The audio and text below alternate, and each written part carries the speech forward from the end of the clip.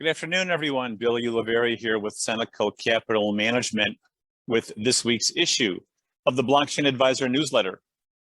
Today is Saturday, October 2nd. It is 5:10 p.m. Central Time. And let's go over a weekly update of how stocks, bonds, commodities, and cryptocurrency, which brings us here, how we did on the week. So let me begin sharing my screen with you for our update page. And you can see that the Grayscale Digital Large Cap Fund, symbol GDLC, was down 6.11% on the week. This is one of the great products that are being rolled out by our friends at Grayscale Investments. But one note to take into consideration, and that is on October 1st, they reconstituted the portfolio. So before, the GDLC had 6 components in it. Now it has 8 components. They added Solana and Uniswap to the fund. So the fund composition basket weighings is now 62% Bitcoin, 26% Ethereum, 5% Cardano, 3.25% Solana. Now I'm rounding these numbers, so don't take this as gospel. Uniswap at 1%, Chainlink at 0.82%, Litecoin 0.77%, and Bitcoin Cash at 0.73%. So again, GDLC is something that we include in our typical analysis and portfolio management. And I love looking at the net asset value swings between premium and discount, something that you can perhaps not exactly time the buys and sells, but something you should definitely get your arms around and watch before you make a purchase. So again, the Grayscale Digital Large Cap Fund down 6% on the week. Invesco 500 Pure Growth ETF, the technology side, the growth side of the component, down 4.8%. Invesco QQQ Nasdaq 100 down 3.5%. S&P 500 as measured by SPX, that symbol index, down 2.21%. Copper down 2.11%. The Dorsey Wright 60/40 equity bond portfolio. So if you're a very traditional investor, 60% stocks, 40% bonds and cash, or maybe you have lifestyle funds or retirement dated funds in your portfolio. As you're approaching retirement, that's kind of a 60/40, 70/30. You can expect that your portfolio was down roughly 1.47% on the week. RSP, which is the equal weighted, every single component is the same equal weighting in the S&P 500, down 2.18%. I'm sorry, down 1.27% on the week. The Barclays iShares 20-year Treasury bond fund down 1% on the week. So long dated bonds and 20-year bonds were down on the week. FXC, the Invesco Currency Shares Euro Trust, down 1%. So we saw the US dollar up on the week and other foreign currencies down on the week. The Value Fund ETF, the Vanguard, symbol VTV, the Vanguard Value ETF, down 0.75% on the week. A good dividend paying exchange traded fund. We own it for many of our clients, as well as we do RPV, because we had believed that value was going to outperform growth, and it has in many, many ways, although it has been swinging back and forth a great deal also this year. Silver, down 0.58% on the week. Again, the US dollar spot index up 0.76% on the week. Russell 2000 Value Fund ETF up 1.4%. So again, we saw growth kind of unchanged. Value up 1.4, but the S&P 500 down 2.21% on the week. We saw a great strong week in the energy complex. Crude oil up 2.5% on the week.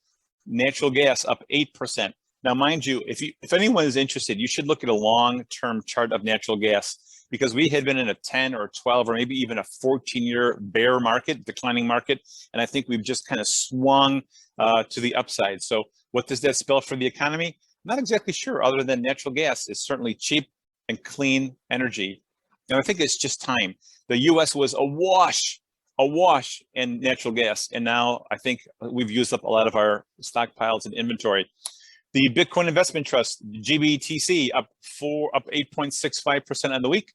Ethereum Trust up 10.07%. XRP and Litecoin up 11 and 12%. Bitcoin, the actual token, up 13.25%.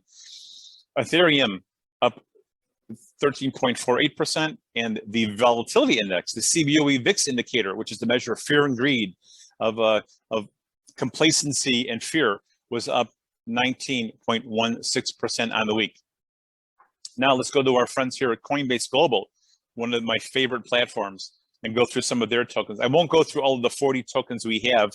Omisigo up 39.5%, Uniswap up 28.32%, Polymath up 23%, Chainlink up 16%, Ethereum and Bitcoin up about the same this week at 13.48 and 13.25%. Litecoin, which is if Bitcoin is digital gold, then Litecoin is digital silver. Litecoin up 12.01%. Now, I don't know how many people here own Litecoin or have used it in a transaction. All I can say is that Litecoin is a very fast, very inexpensive way to send cryptocurrency. I kind of like it for its utilitarian value, although I'm not quite sure about how its token governance is measured. Origin Protocol up 10.69%. Yearn Finance, decentralized finance, up 9.69% on the week. Filecoin, which is distributed and decentralized storage, looking to compete with Amazon Web Services and some of Microsoft Azure services, up almost 9% on the week. Again, almost every single cryptocurrency was up between 5 and 20% this week. The things that were down, Scale Network, Cardano, Coinbase Global, again, one of my favorite companies for many reasons, down 0.29% on the week. Compound down 2.97%, and CeLo, Cosmos, and Tezos all down between 3.7 and 16.24% on the week. So you can see, for the most part, the broad-based, broad market cryptocurrency week, what was up on the week in sympathy with Bitcoin, which I think closed low, but it still closed right at the low of its stock to flow ratio, which is really interesting. So the forecast for Bitcoin going into 12/21 is going to be somewhere north of $100,000 per token. So we'll see how that goes. We're kind of at a crossroads now with Bitcoin. On one hand, increased potential regulation. On the other hand, Jerome Powell and the Federal Reserve saying that they were not going to, it was not their intent to shut down and stop cryptocurrency and blockchain production in the United States. I think they're beginning to see that it's going to be a game changer, bigger than the internet, in my opinion. So again, let's go to Coinbase. If we were to take all the tokens that I have pricing for, roughly 40 tokens, and plot them visually to see, are they overbought or oversold? Why this graph is important is because if you were to think of it as a iceberg, they say that an iceberg is 10% of what you see is above the water level, but 90% is below the surface of the water, and that makes it so intriguing. So again, you might have an index up 1 or 2%, but what does it mean for the individual 500 components underneath inside the index, like the S&P 500? It's really important to kind of get our arms around what's ebbing and flowing in there, just so we can see what asset classes and what stocks are doing well. So here we have the S&P 500 actually oversold. It's green, which means it's positive momentum, and it's capitalized in bold letters, which means it's a positive relative strength with respect to other cryptocurrencies. We have still about 7% oversold of all cryptocurrencies. So we have a few on the far right side of the bell curve. Kind of think of it like a bell curve as a pendulum that swings back and forth. Overbought, fair value, oversold. Fair value, overbought, oversold, fair value. So it's this pendulum, like a hypnotist watch, that goes back and forth. Polymath, Ethereum, Curve DAO token, Bitcoin, all on the far right side of the bell curve. On the left side, some of our favorites: Basic Attention Token, Stellar, Lumens, Dash, Engine Coin, and Ethereum Classic, all on the far left side of the bell curve. So again, I would say 6% oversold is not a huge deal breaker. I would say things are slightly oversold, maybe even fair value going into the last quarter of the year. So we'll see how this plays out. So now let's do a quick scan of Bitcoin and other cryptocurrencies in terms of market cap. So in first place, Bitcoin, $908 billion market cap, Ethereum, 403, Cardano, 74 billion market cap, Binance token, 73 billion, Tether and Solana, 71 and $51 billion in market cap. XRP, the banking token, the Ripple token used by financial services and banks, up, at $42.49 billion market cap. Polkadot, USD token, and Dogecoin all in the $20 to $32 million market cap. Terra, Uniswap, Avalanche, Binance token, and in 15th place, Chainlink. So again, Market cap, still the top 10 are pretty much the same ones that we've been watching for a while. These top 10, top 15 tokens don't really change very much.